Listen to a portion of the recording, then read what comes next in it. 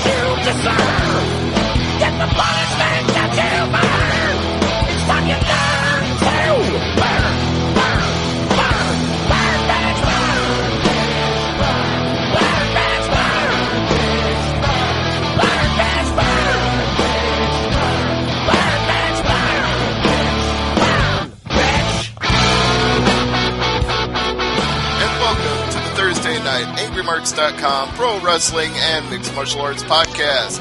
Just you and I. It's a two-man team tonight. Me and Jason, a.k.a. the Great Sudoku.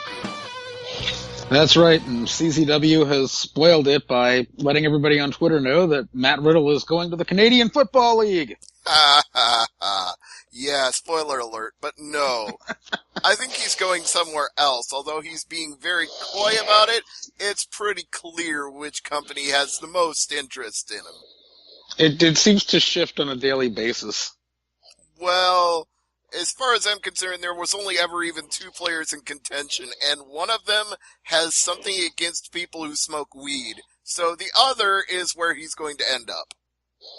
Isn't it just a fine at WWE for smoking weed? Yeah, it's just a fine in WWE. In New Japan, it's like life behind bars for the Japanese authorities. Matt Riddle just needs to set up an escrow account with WWE. Just be like, hey, I'm going to smoke a lot of weed, so here's a bunch of money up front. Exactly. But I don't blame him for saying in his most recent interview that, hey, I've done everything there is to do on the indies. I've been to all the big companies. I've worked all the big shows. It's time for me to take that next step. Good for him, too, yeah.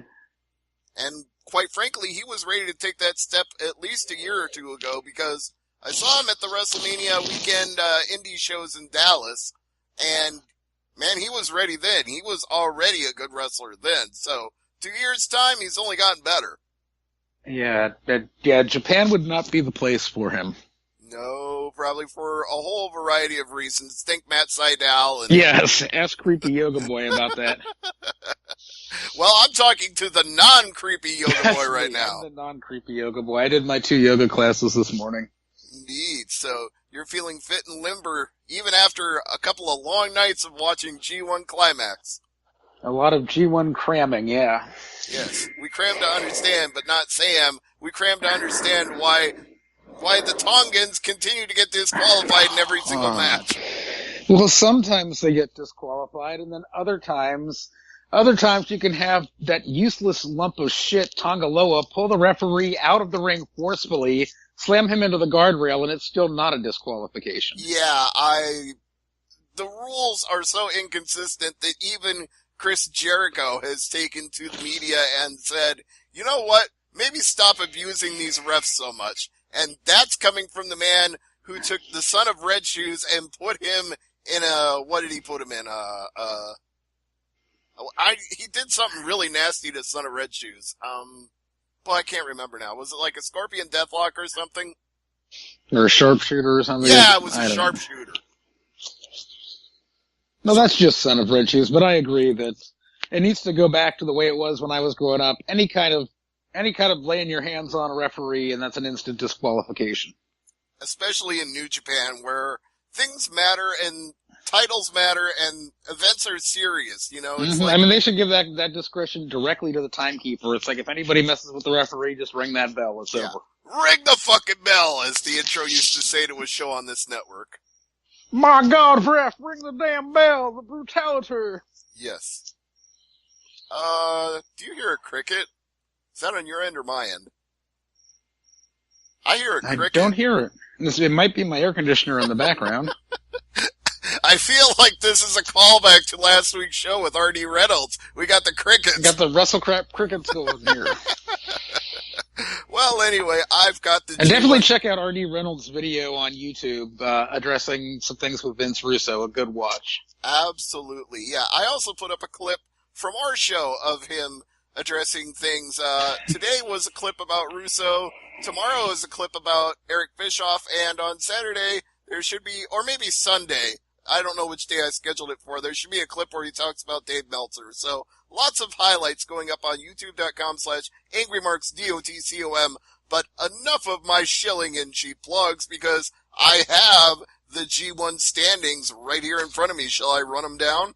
If you'd like to. Yeah, I have them in front of me too. I've got some notes from this week's show. So yeah, let's run the blocks down first. All right. The A block, we have Hiroshi Tanahashi at 6-1, Kazuchika Okada 5-2, Minoru Suzuki 4-3, Evil, the King of Dancing, is 4-3, Jay White is 4-3, Michael Elgin is 3-4, Bad Luck Fale is 3-4, Hangman Page is 2-5, Togi Makabe is 2-5, and Yoshihashi is mathematically completely 100% the fuck out of it at 1-6.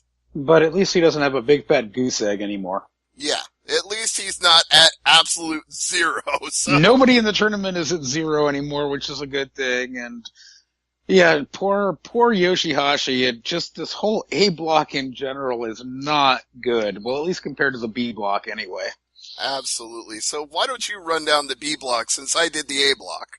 Well, with the A block, basically, I mean, mathematically, there are 2 matches left for A block. There's 3 left for B block. You've got Tanahashi sitting atop at 12 points. You've got Jay White and Okada below them at 10. Those are the only 3 that are really in contention for the A block. Agreed.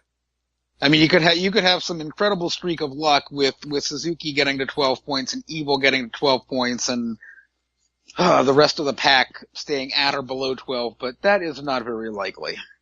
I call it extremely unlikely. In fact, I will go ahead and say no chance in hell. But yeah, it's kind of like how he predicted at the beginning. You know, it's going to come down to either Kazuchika Okada, Hiroshi Tanahashi. I don't quite see Jay White yet. A very, very long shot there, but maybe. Yeah, although, to be honest, I'm still a little stunned that Tanahashi is in the position he's in right now with all of his injuries, and the fact that really he should not be working like the ace of the promotion, because that torch has already been passed on to Okada and Omega, and yet here he is atop the standings. No, he's got to have pictures of Gato and Drag or something. Maybe. Although it's 2018, I think even if there were such pictures, it shouldn't even be considered offensive anymore. That sort of thing shouldn't matter. No, it's just Gato's beard that's offensive. Okay, I'll shave that off. Yeah, stupid Gato, stupid shave beard. that thing off. But we'll go down Block B, and again, Block B is shaping up a lot like we thought it would. Again, there's three matches left. I'll run down the block first. We have Kenny Omega at 12 points, Tetsuya Naito at 10 points, Kota Ibushi at 8 points, Sonata at 6 points, Zack Sabre Jr. at 6 points. At 4 points, we have Hiroki Goto, Tomohiro Ishii, Juice Robinson, and Tama Tonga, who should just be tossed out of the tournament. And Toru Yano rounds out the bottom with 2 points.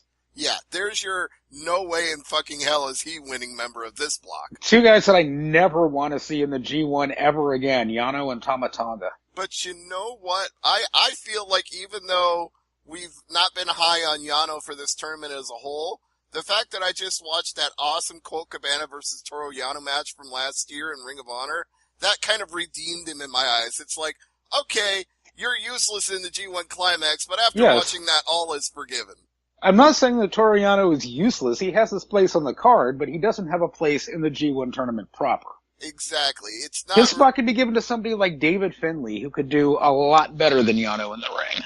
Or even if he got 0 points, at least he would be getting a lesson and getting elevated up the level of being, you know, from a young boy to being an actual stable member or being used to. Yeah, give it to David Finlay or give it to Will Huckabee's boy, Man Bun there, Chase Owens. Right, somebody who could learn from being in there with the Masters, where it doesn't matter if he gets 0 points or not, the experience is what matters. And I don't get the whole Tama Tonga thing. I mean, if he wants to, If he wants to get disqualified, then go and get disqualified and have that be your shtick, that you don't care about the G1, you just want to come down and hurt people. But it's just not that. It's just haphazard, and there's no rhyme or reason to it. And it's just getting to be like everything that I hated about Suzuki-gun, but now it's happening in the G1 with the Tongans. Wonderful. You know what it reminds me We of? might as well just have fucking Tai Chi in the G1. No, actually, he would be more useful. But you know what it reminds me of?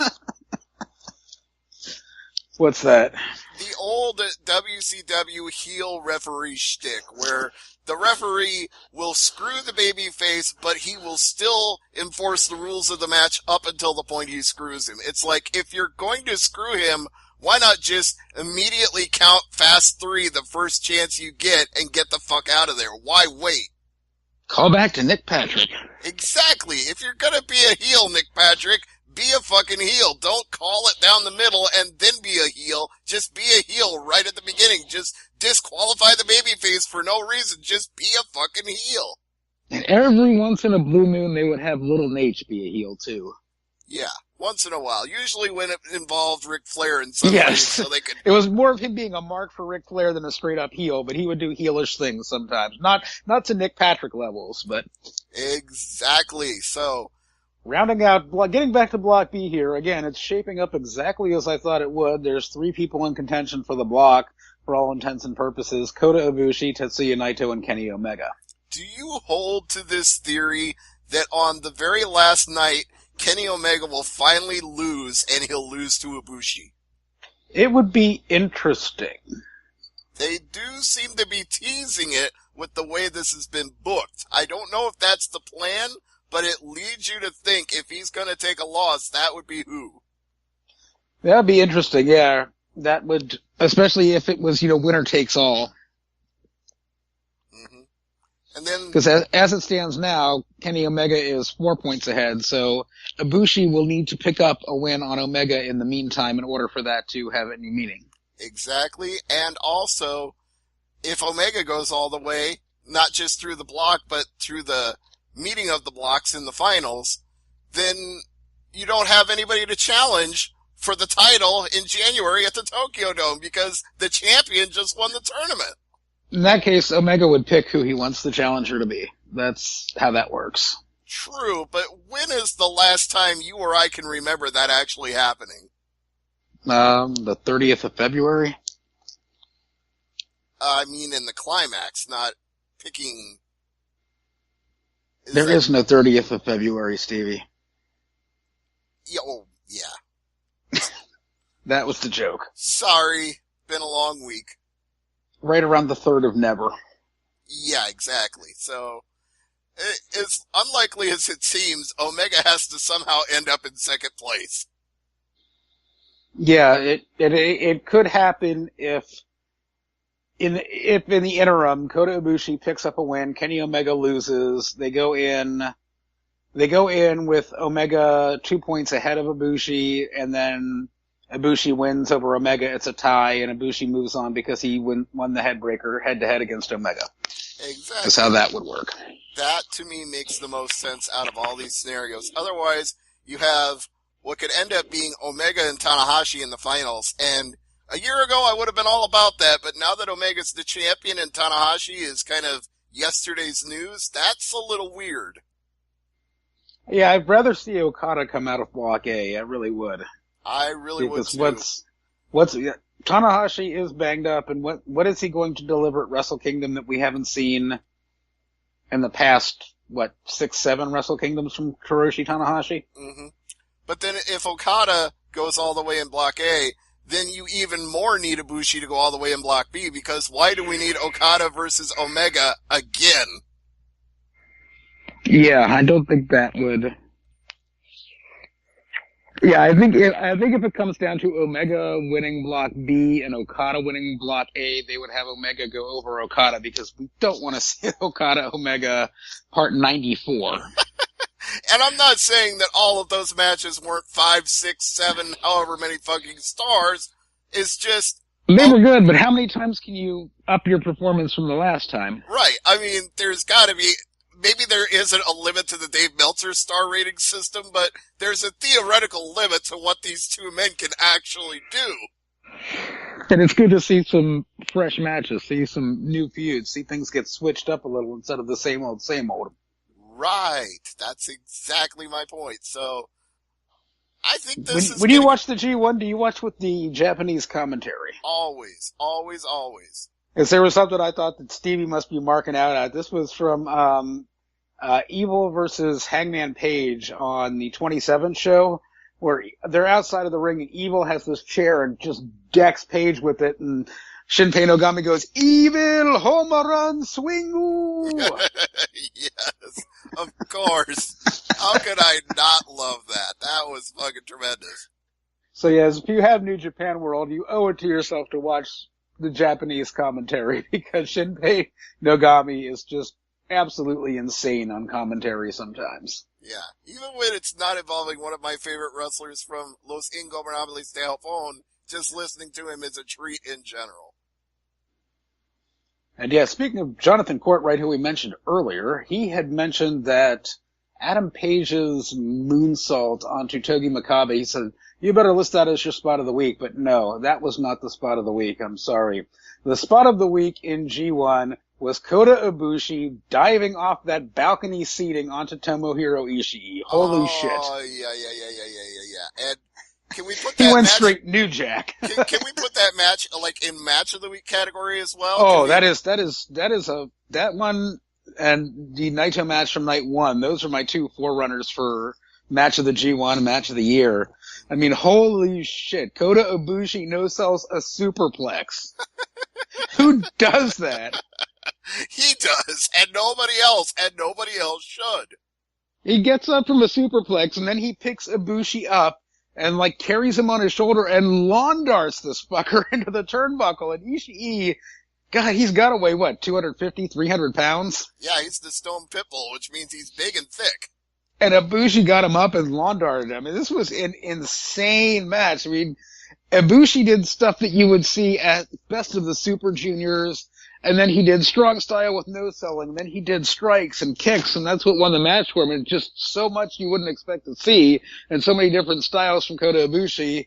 And Tomohiro Ishii is just my MVP of the tournament, because every match Ishii is in is just amazing. Even when the fucking Tongans run out and beat the shit out of him, and but yeah, Ishii has kind of every year he always performs at a high level, and I wish there was a better spot on the card for him, because he deserves it. Yeah, if there was an MVP trophy for, best matches in the tournament overall, he would be right up there, number 1 or number 2, to get that cup.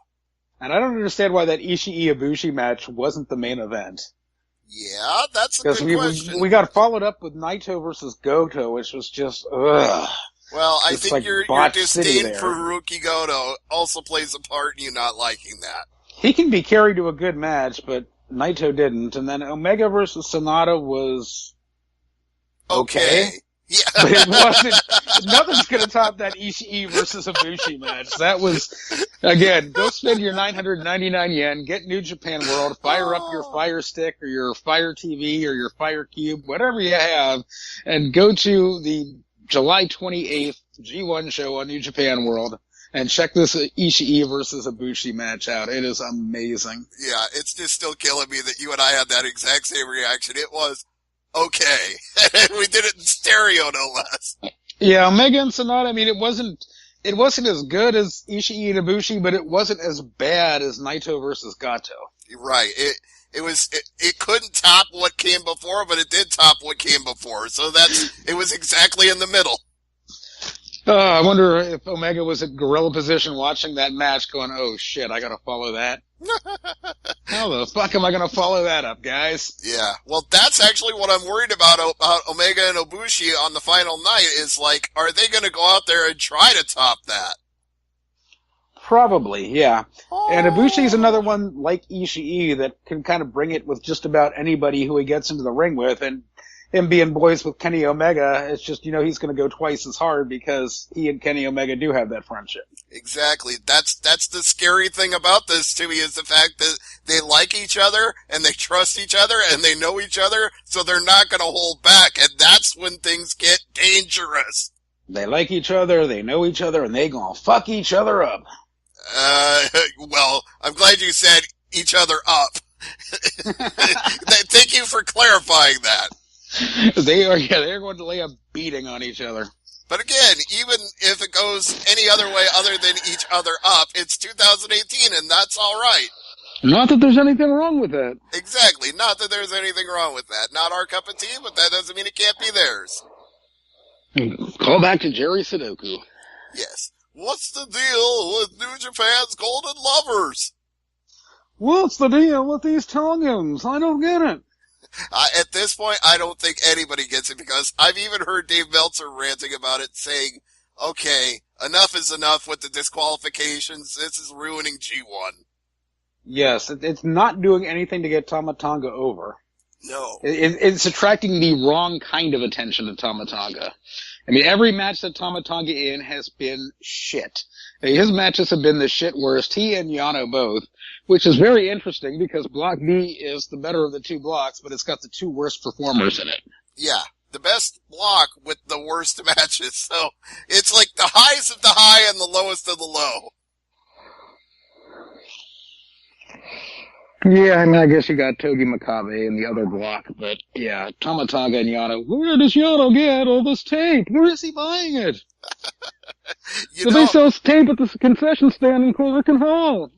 I was actually thinking that while I was watching the Cabana Yano match. I was thinking they should sell, like, Toru Yano athletic tape instead of Chaos DVDs. He would sell more of those. Oh my goodness, can you see fans just reaching over the rail with some when he goes to, find some tape in the crowd? Exactly, that would be the perfect gimmick. It's like, here, Toru, I bought your tape, use this. Or even better yet, everybody just pelts him with it. Rolls of tape come fly in like streamers. Yeah, that's what I was just about to say, instead of the streamers. I told you Which that I actually got hit by the streamers once, didn't I?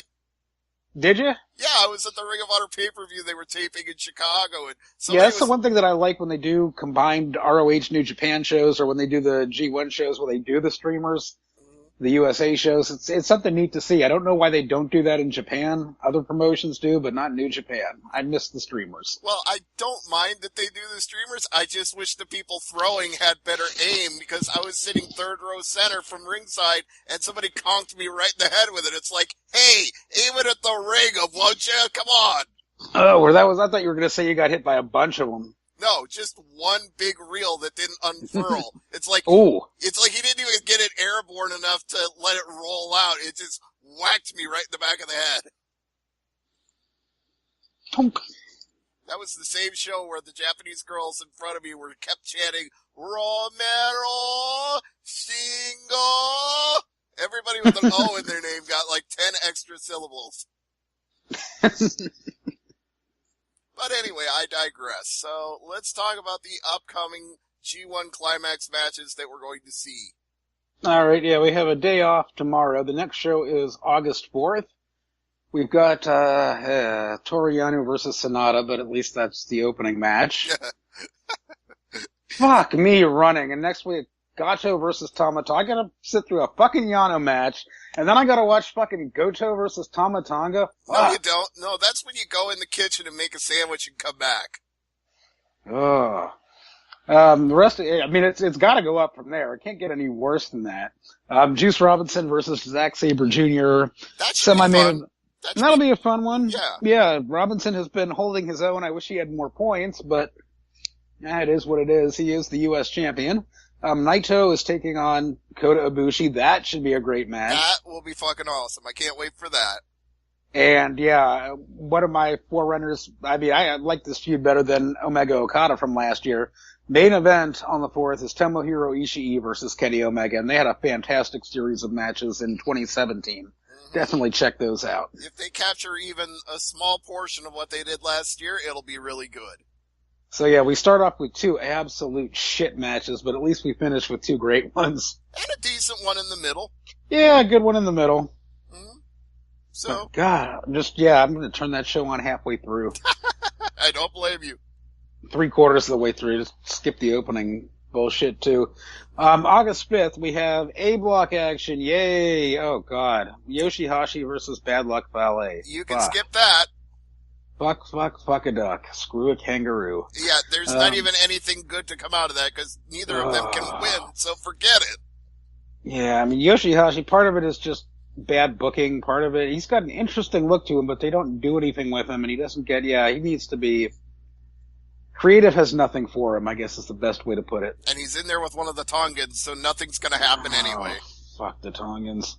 Hangman Page takes on Minoru Suzuki. That should be better. Suzuki has been good and pissed off lately, which is great. Mm-hmm. Even if he loses, it will be violent, so that will be worth it. Togi Makabe versus Jay White. Somebody has to lose. Yay! This is the one where I'm gonna go to the kitchen and get a sandwich. Yeah, they'll probably give it to Jay White, because, God, Makabe is just so damn useless. Yeah, this tournament has done him no favors. It's kind of exposed how fucking useless he really is. I mean, Togi Makabe is like a bigger Yoshihashi. He's like, creative has nothing for you, dude. Yeah, but even Yoshihashi can still pull a good match out of his ass. Makabe Yoshihashi is mobile and agile and can do things. Makabe is just big and lumbering and, yeah. You almost feel like he's in the climax just because it's like, okay, you've been around here forever, so this is your spot. Go ahead. Yeah, and hopefully we will get Makabe's old partner back on commentary. We'll get Hanma on Japanese commentary. It's always fun when we hear Hanma on commentary. Well, what we hear is, next time, Gadget, next time. It's like waking up to the devil on commentary. Like waking up to Dr. Claw. But anyway, go on. Too. Hiroshi Tanahashi takes on Michael Elgin, which should be good because Elgin has been a solid performer in Block A. He's probably my MVP for Block A. I was going to say, he's actually, given we didn't really give him much credo going into it, he's actually acquitted himself quite well. Yeah, he's in the ring. Despite how you may think of him outside of the ring, in between the ropes, he has been the most solid, consistent performer in A Block. I totally agree. Can't hold a candle to Tomohiro Ishii in B Block, but that's a high mountain to climb there. Exactly, and that's a lot more years experience too, so he's not quite there yet. And I'm sure, Stevie, you're looking forward to the main event on August 5th. Kazuchika Okada takes on Evil. Yeah, I am looking forward to that, but I am also gravely concerned that my boy Evil is just going to get shit on and destroyed. Rainmaker! Yeah, I don't think darkness is going to fall on Okada. 6 or 7 Rainmakers and... Yeah, that's what I'm fearing. It's weird to be in the position of being a mark for Evil because I know he's really good between the ropes, as we just said, but it's like he is the guy in LIJ who is almost always going to get shit on. Yep, hey, reminds me, talking about that was the match that Okada had against Yoshihashi, and Yoshihashi slaps this butterfly lock in Okada. I'm sitting there thinking, when in the hell is the last time Yoshihashi won a match with a butterfly lock? That's like Matt Hardy winning a match with the side effects. It's like, holy shit, when did that work? How long ago has that been? Yeah, exactly. It's like, wait, they pulled that out, in 2017, 2016? It's been a while since he's used that. Mm-hmm. Yeah, I think it's been even longer for Matt Hardy. I think the last time he did that was probably on Velocity Wrestling. Who was that guy that came over from TNA? Had a cup of coffee in TNA. One of the guys from America's Most Wanted. I can't think of his name now. Anyway, go on. James Storm or Chris Harris or what was his name? Yeah, Chris Harris. Whatever they called him when he came over to Oh, WWE. yeah. He had like 2 matches and was gone. Right. Like, that was the running joke back in the day on AMP was we used to play that commercial that was longer than his WWE career. Yeah. The highlight reel. Well, speaking of highlights, let's get back to that B block because we got one more show coming up for that. One more for them and a couple more for A. B block on the 8th, we have Juice Robinson versus Tomohiro Ishii, which should be interesting. Mm-hmm. And I don't even know what I expect from that one because, like you said, Juice Robinson maybe not being the most points in the tournament, but at the same time, Ishii doesn't really need the win over him, so... I wouldn't mind seeing Robinson win, but I wouldn't mind seeing Ishii decapitate Juice either. Yeah, that's what I'm saying. I'm kind of torn on what I really want out of that match. It's like at this point, it's kind of a wash for Juice Robinson. He hasn't really been elevated through this tournament. He hasn't really been hurt by the tournament either. No, yeah, For him, the best thing that comes out of this is that he was in it. He gets to He's say been that. in it again. Yeah, he's been in it, is this his second year in it? I think, yeah. 2 years in a row, so yeah, and he goes in with a championship this year, so yeah, not a bad spot to be in. No, not at all. He's not in the Togi Makabe spot, that's for damn sure. And then we have Haruki Gato versus Zack Sabre Jr., and hopefully Gato gets stretched. Yeah. Put him in Stretch about the fuck out of him. 10,000 different submissions, Zach. We know you can do them all. Please put them all on him. Rip his arm off, rip his leg off, do something. Please, yes. Kota Ibushi takes on Tamataga. Yeah, we're looking at another DQ finish. This is going to be Ibushi's worst match. What a waste of Kota Ibushi, and it hasn't even happened yet, but we know how it's going to go down. Right. The next one has a premise to be very interesting. Toru Yano versus Kenny Omega. Yeah, we were talking earlier about whether or not Kenny Omega can go all the way without losing, and Yano is the guy that's like the spoiler, so if he's gonna get a fluke win, that might be the guy in the place. Oh, it would be great to see it in like 2 seconds. Just referees not looking, just mule kick, low blow, roll up, 1, 2, 3. Mm-hmm. Yeah. I hate saying it, but that's not out of the realm of possibility. I'm not even going to disagree with you because I can absolutely see that happening.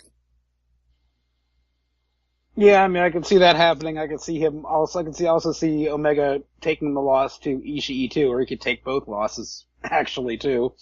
Mm-hmm. It's so hard to predict, which is why it's actually fun to watch. Unlike WWE. And yeah, the main event, I don't know why this is the main event, but Naito versus Sonata. We get LIJ versus LIJ. I guess the only thing I can I'm hope not for feeling out of this one. No, I'm just not. I'm not either, but I guess the only thing I can hope for is that Naito wins, because he needs the points. Sonata doesn't help. Naito has picked up Kazuchika Okada's annoying habit of taking nights off, of taking it easy, of just kind of phoning it in. Well, maybe then what we said earlier about Omega and Ibushi, because they know each other so well, they can actually go out there and do shit. Maybe that we can get that here with Naito and Sonata. Hopefully. Hopefully. We can hope.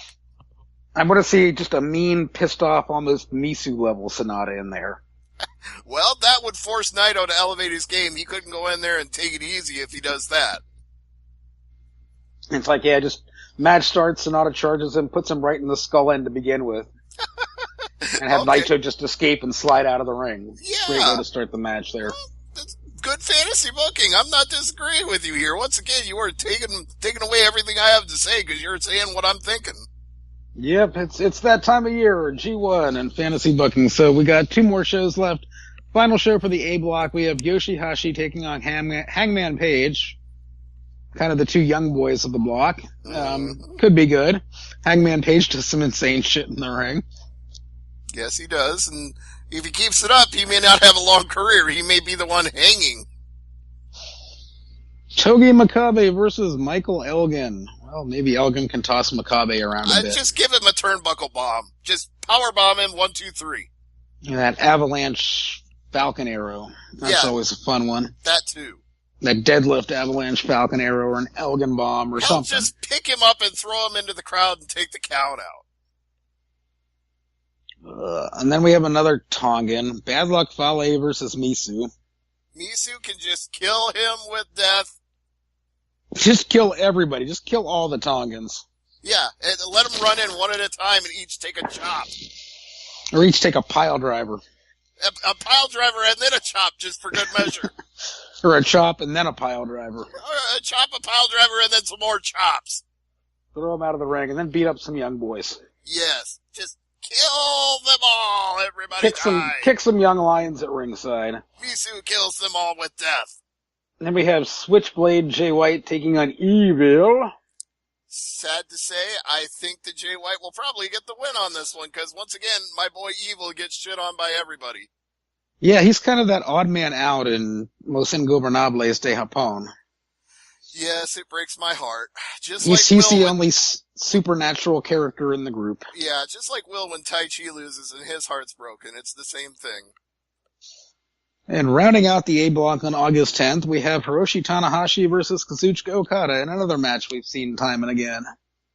But, for what it's worth, none of those matches was ever bad, so if this one was a stinker, I'd be surprised. No, it wasn't, and it was Okada versus Tanahashi that was the first match they showed on the New Japan Access TV show when it first started airing. And I watched the first episode, and that's what I saw, and I'm like, oh my goodness. Yeah, what a hell of a way to kick things off, huh? So that's kind of what got me to subscribe to New Japan World, was that Access TV show back in 2015. Mm-hmm. Still going strong today. Yep. So now, if only they could get some good commentators on there. Well, we won't get into that debate again. We'll just go on to the final B block. Oh, God damn it. Starting off, we have Toru Yano versus Tama Tonga, and this is where the ring just needs to implode. How about a double DQ so nobody wins? Just like dick kicks all around. Yeah, double dick kick, double disqualification. Get it over with, move on. Oh, God. Matches I don't want to watch. Tomohiro Ishii versus Sonata should be good. Yeah, and I expect Ishii will pick up the win here. I hope so. Juice Robinson versus Gato, which should be interesting. That one I've got to think Juice would win as well. I'd like to see that, yeah. I mean, Gato can kind of be that gatekeeper, that like Dolph Ziggler figure in New Japan that the up-and-coming rising stars have to beat to get to that next level. So yeah, I can see Juice going over in that sense there. Especially let him get a couple points just to go out on the last day. Why not? Oh, yeah, and I really hope that Nakamura leaves WWE, comes back to New Japan, and kicks Gato the hell out of Chaos.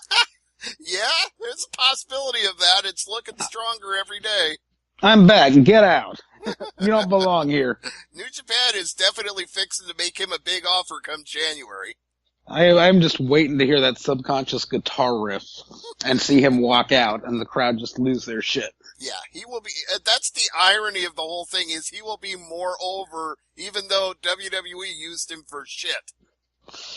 Yeah, I mean, all the New Japan fans probably are not watching WWE. You know, they remember him from his work in New Japan. Right, but that's just why he'll be hailed as the conquering hero. It's like, oh my God, he's back! Be like, hey, Chris Jericho, I would like my title back now. Exactly! I will take that. Thank you very much. I forget my English now. Yes, yeah, he can speak of the English pretty well. Him and Santino. There you go. Yes, but moving on, because B-Block gets better and better as we go through the final night. Tetsuya Naito versus Zack Sabre Jr., which should be a fun one. Oh, yeah. I'm looking forward to this one a whole hell of a lot. I'm looking to see how Naito slips out of submission holds and then taunts Zack afterwards. Right, just being Mr. Tranquillo and just making Zack get more and more infuriated each time. Just kind of, relaxing and striking a pose every time he slips out of a submission. Yeah, I love it. I can't wait. And in the main event, and rounding out the entire G1, coming to a close, Kota Ibushi versus Kenny Omega, which could be the decider for who wins Block B. You cannot possibly wrap up the G1 any better way than that. No, not really. That is going to be a barn burner. Yeah, it opened well and it closed well. I can't say it any better than that. I can't add anything to that. You're totally right. Block B, the opening night main event. Well, it was the second night of the G1, but the Block B opener main event was Tetsuya Naito versus Kenny Omega, which, yeah, is one of my picks for match of the G1, along with that Ishii and Ibushi match. But yeah, Ibushi and Kenny Omega on the final night should be a barn burner. Well, I don't mean this as a pun on Chris Jericho, but based on what you said about the first Block B main event and the last Block B main event, we really are going Alpha to Omega here. He is the beginning and the end. Yep.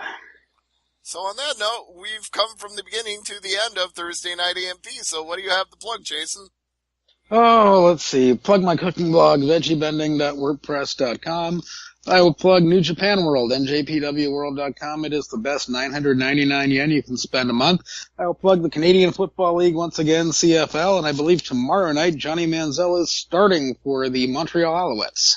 Yeah, and it's nice to see how a lot of the sports blogs up there have picked up on the story of Johnny Football, the comeback kid from NFL washout to Canadian football starting quarterback. It's become the comeback story of the CFL. Yeah, I hope he does well. I hope he makes a name for himself up there. I'd like to see him stay there, actually, become a very prolific and great CFL quarterback. Yeah, honestly, I think at this point it's the best thing for him. It's the best thing for whatever team he's on. It's the best thing for everybody. Yeah, I'd rather him be a great CFL quarterback than a mediocre NFL quarterback.